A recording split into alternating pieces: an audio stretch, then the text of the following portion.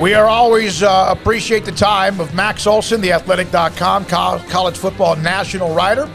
Known Max a long time and was a part of our very opening week of what we did in April of 2020. Joins us. He'll be at the Big 12 championship game, Oklahoma State, Baylor, Saturday. Max, in your lifetime, we know what the earthquake of late July with Texas and Oklahoma and what that did to college football. Have we just like doubled down times a million with what we've seen the last 3 to 5 days?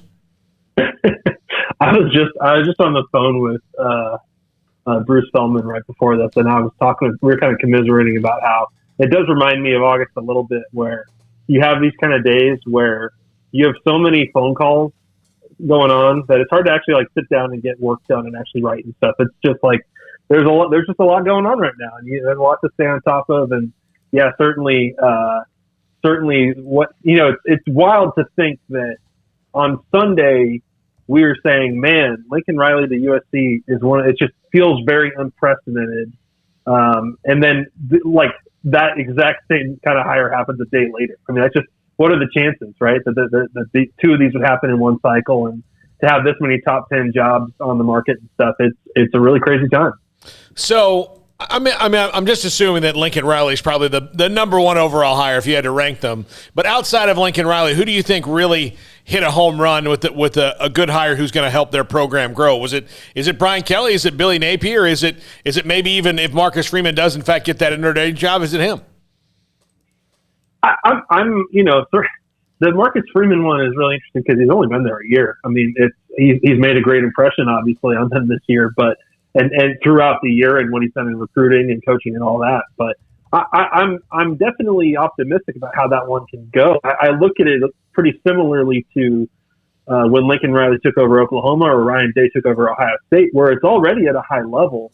And if you can hand it off to, just a really likable, younger, energetic person that can really, I think we've seen clearly with Oklahoma and Ohio State, look at how you can actually elevate your recruiting to an even higher level with the next guy. And so I think that's possible for Notre Dame here. And certainly if things break their way on Saturday and they have a chance to get into this playoff, that would be, absolutely fascinating to see how that goes. So, yeah, I feel good about that one. And I do like what Florida did with Napier. I think LSU probably shouldn't have thumbed their nose at the possibility of hiring him. I think he's the right guy for that job. So, Max, what do you think of, everything's basically been decided at this point. There's a couple of non-blue blood jobs that are out there. And that's not going to, have any of the big names necessarily attached to them. So that leaves Oklahoma now at this point. And there's been plenty of rumors, like with every other job, Brent Venables or this guy or that guy. What are your thoughts on that Sooners opening? Yeah, I think if I had to take a guess today, I think it'll be Venables. And I think that part of that is, just a really they really want to keep the staff they have together. I mean, I'm sure people will still leave for LA and join Lincoln, but I do think that they feel like there's enough people in that staff that would stay that if you can take someone like Brent and bring him in, that could be a good move here. I think Bob Stoops' role this week is important too. I'm sure that him holding things down here, I'm sure he has also made it clear to Joe Castiglione and the people making that decision that this is the kind of hire we need that people can get behind right now. And I think it can work. I think it can work depending on what kind of staff you put together. Offensively, the direction and the vision there is going to be very interesting for Venables because I think you want to maintain the brand of Oklahoma football that we have right now while also playing better defense. If it's not Venables, then I don't know. I guess you wait past the weekend and you talk to some people who are in these conference championship games and stuff. But, I know how important it is for recruiting in Oklahoma. They need to get this thing solved just as Notre Dame had to get this solved as soon as possible. So I would think it'll be him, but, don't hold me to it. There could still be some surprises here. Max, I saw a couple of your notes. The Big 12 team came out. We mentioned all the superlatives and a couple other notes as well. For a conference that was just battered for many years because they didn't play defense, I know Jalen Petrie won Defensive Player of the Year, and we discussed that Rodriguez could have been a part of it. Others could have been a part of it. How amazing is it that you could have gone 4, 5, 6 names deep for Defensive Player of the Year, and all of them have a story to tell? Yeah, I think it's great. And that was true last year, too. Mike Rose won it last year, but there were, I think, once again, there were 4 or 5 other guys that received votes from Big 12 coaches to be the defensive player of the year. And, same deal this year. And I think I probably would have expected that maybe that would go to Malcolm Rodriguez, or I even would have expected Nick Bonino to get some votes, and he didn't even get a vote from the Big 12 coaches. So clearly there's a lot of guys to consider here. Felix Anudike-Uzomah from K-State has turned into one of the best young pass rushers in the country this year. So I think that there's a lot of good ones to choose from. And shoot, as you guys know, there's probably 3 or 4 guys on the Baylor defense that you could make a good case for there. So happy for Jalen Petrie. What an awesome story he's been when, I remember meeting him at Texas State 7-on-7 when he was their only commit. And I believe he was coming off knee injury or something like that. For him to get as far as he's done and certainly for him to be kind of that perfect hybrid defender for Big 12 defense, cool deal for him. Max, how do you see the playoff shaking out after this weekend? Well, it's easy to sit here and say I think it'll kind of go chalk, but I mean, based on the way the season has gone, that's probably a little foolish of us to just assume it's all going to go according to plan. So I don't know. I mean, like of all those games, if y'all had to pick one that would be the upset, which one would you feel good about? Good question. Yeah. Man, I don't know. And if you want to say Baylor, that's okay. There's definitely a case for Baylor, but you look at if you look at Iowa, you look at Alabama, and you look at Houston, like which one of those would you get behind? I think, for me personally, I think it's Baylor's the easiest one for me to see happening based on the fact that I think the teams are so evenly matched. And, I think if you look at what Georgia's done to everybody in the way that Alabama's kind of slogged through the back half of the season, it's not hard to see that one getting kind of out of control, especially by Alabama standards. Yeah, for sure.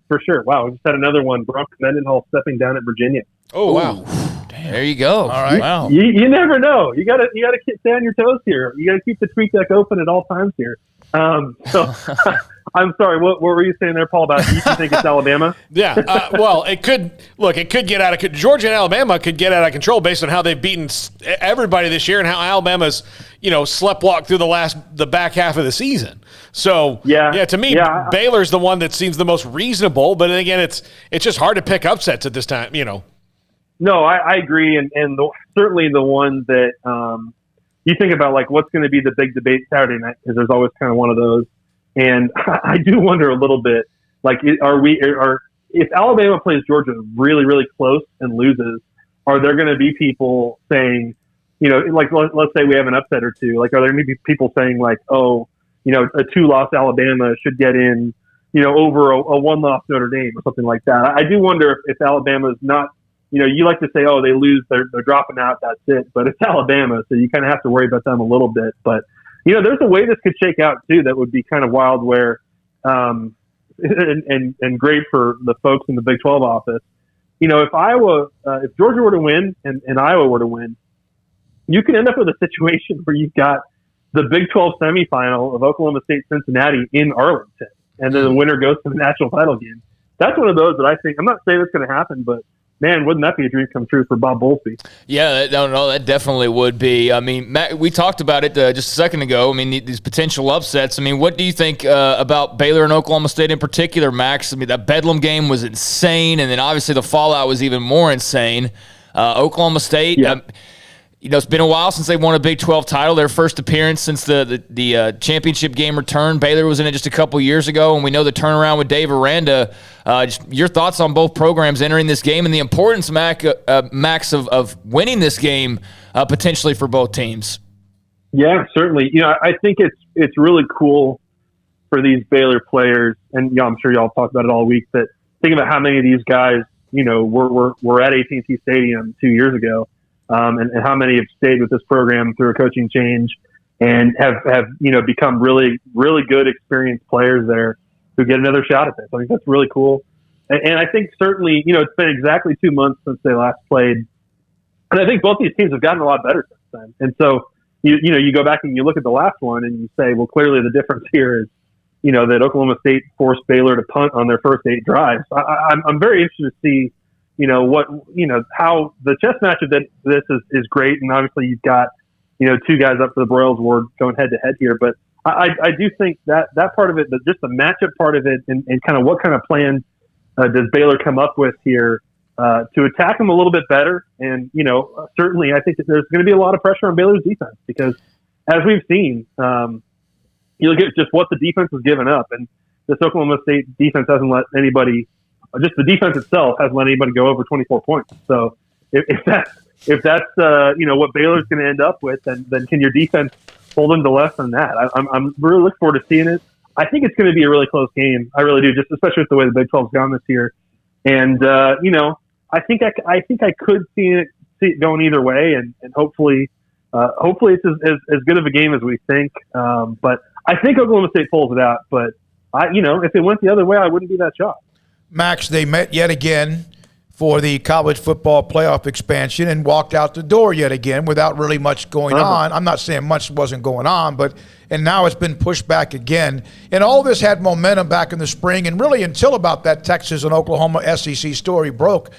What do you think is the problem? Is it the number of group of 5 teams that get automatic bids? Is it just flat out just politics and nobody can get along? Because I bet you, and I said this yesterday, 15 of our viewers could get in a room, get a cup of coffee, get a beer, whatever, and have this thing done in an hour. Look, in case this hasn't been clear to people who've been trying to follow it, because I understand the frustration with the kind of gridlock with these deals. It's pretty clear. There's 7 commissioners who are ready to go on this thing, and there are 3 commissioners who are holding it up, and it's the alliance, and that's what they want most of all is they want AQs. They want to be guaranteed that their conference champ, gets into the playoff. And I think that's something that there's a lot of resistance to, and that's what's been holding it up. And so, I think it's kind of been simplified down to just that issue now. And so I would hope that in January people cooler heads can prevail and they get this done. But that's what's holding it up. It's not, it's not Greg Sankey, it's not Bob Bowlesby, it's not anybody else, but those 3 leagues. And so I know there's a ton of frustration there that they still can't get this done, and they refuse to budge on that. And I think that there's really a belief that the AQ way of going is just not going to hold up very well for them. So I don't understand why this has been such a problem. But clearly, in even forming the alliance, it's really all about politics. It's not about what's the best model for college football. It's just about, making sure that their conferences get in every year. I wonder, in a 12-team playoff, that they will still get in pretty much every year. I know. Maybe 1 out of 10 times they don't, but they still will get in every year. Yeah. So, you're holding it up for the one time you don't want to have to face the membership and go, well, we really should have fought for that AQ. They're holding it up because they don't want the SEC to get too many teams in the playoff. That's part of why they're holding it up. And I just don't understand why. I understand they want to work together and vote together and all that, but I would think Kevin Warren, for example, is a little more powerful than how he's acting in this stuff. I just don't get why they're taking this approach. And once again, we're just saying, okay, next meeting in January, hopefully these guys figure it out. But certainly, it seems like they're making progress, but it's still, honestly kind of annoying that they can't get this done. Yeah, it is. Max, the end of an era in Lincoln, Nebraska. Adrian Martinez announces he's entering the transfer portal. Your thoughts on that move, his time in Nebraska? I know it was very, topsy-turvy, up and down, but sacrificed a lot. I mean, certainly played hard and all that through everything. But Adrian Martinez, your thoughts on maybe where he goes next and where Nebraska goes next as far as quarterback? Smokey, you good with Adrian playing in the Big 12 next year? Hey. Yeah, you know what? I do like him, and I know that he didn't always have a lot around him, but that might be the biggest wasted 4 years of a talent that I could ever imagine. And I put a lot of that on, and I'm not saying he's flawless.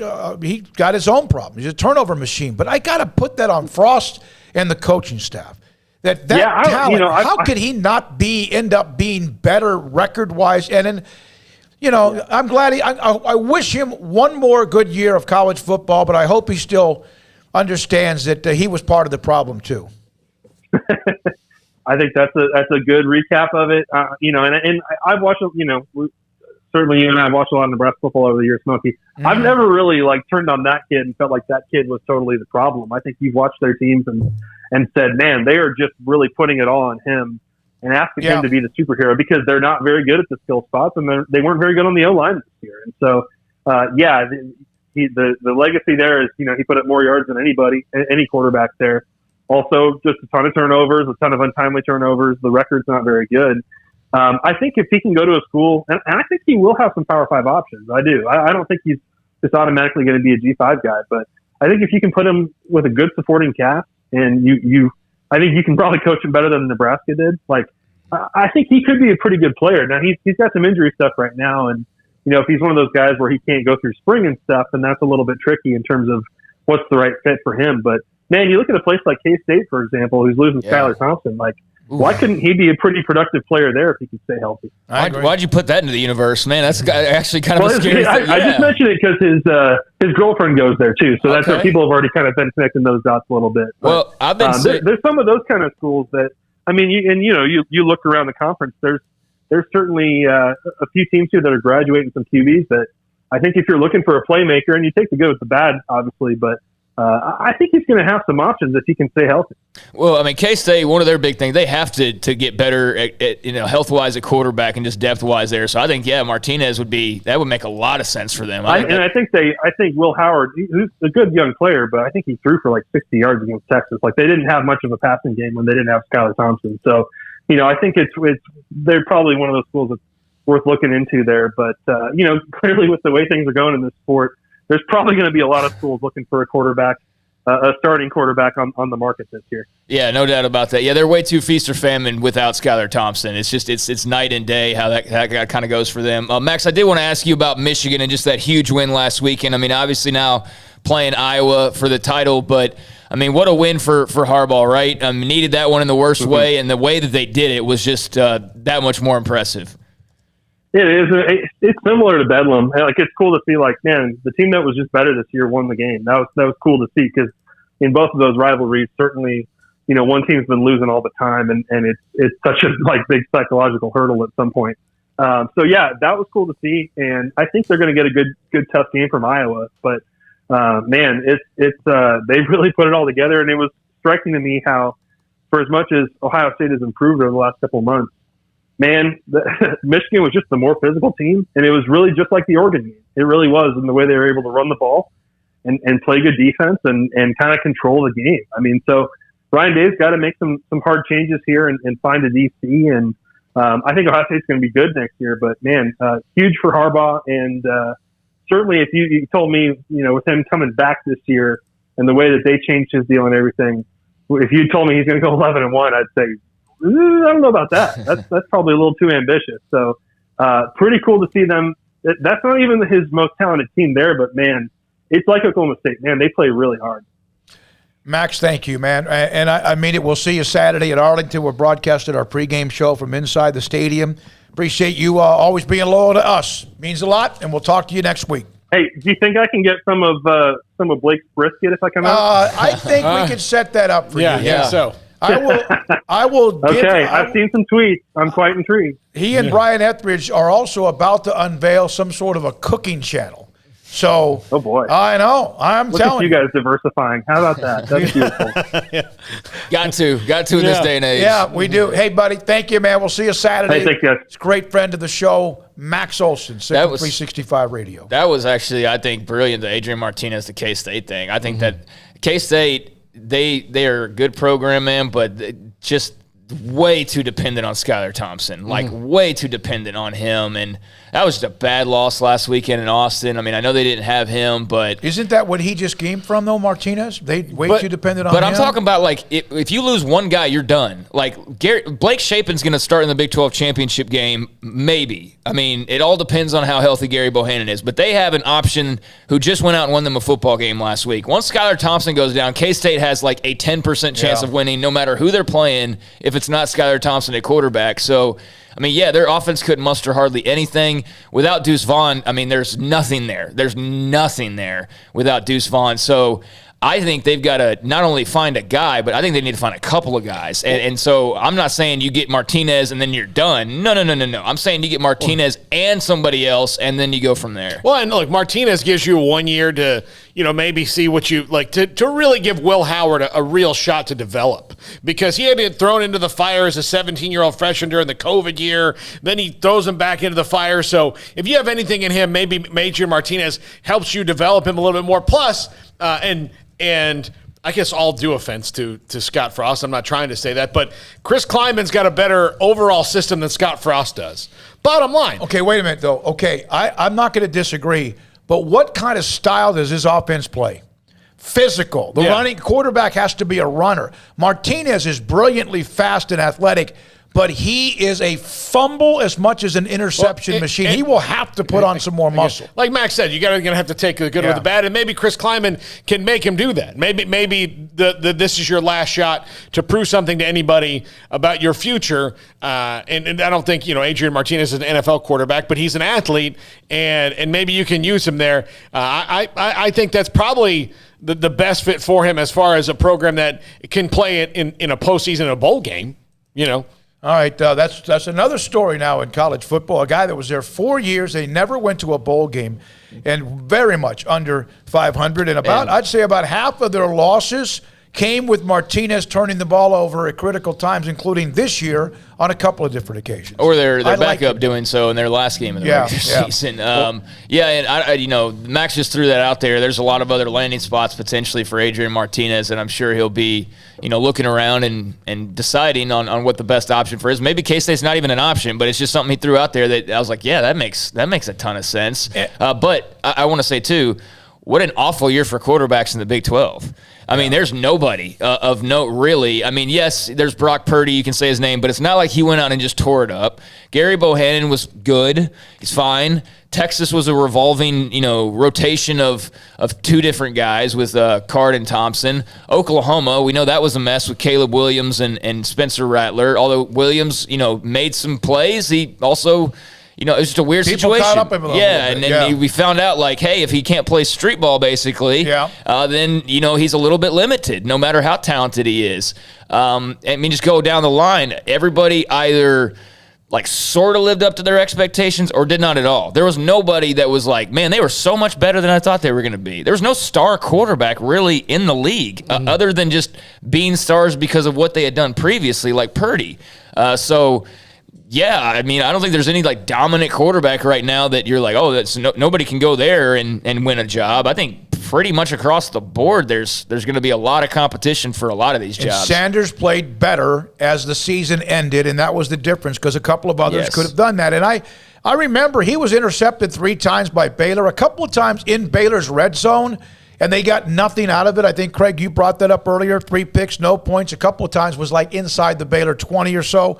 But he got better. He gained confidence. His team also complimentary football. Very well done. Yeah. Now, one of the stories today as well is just recently, as Max said. I'm also still mad at Kansas State for letting Texas off the ropes last week. I hated that. And you had a golden opportunity down in Austin, and just they again, Kleiman made some questionable decisions, and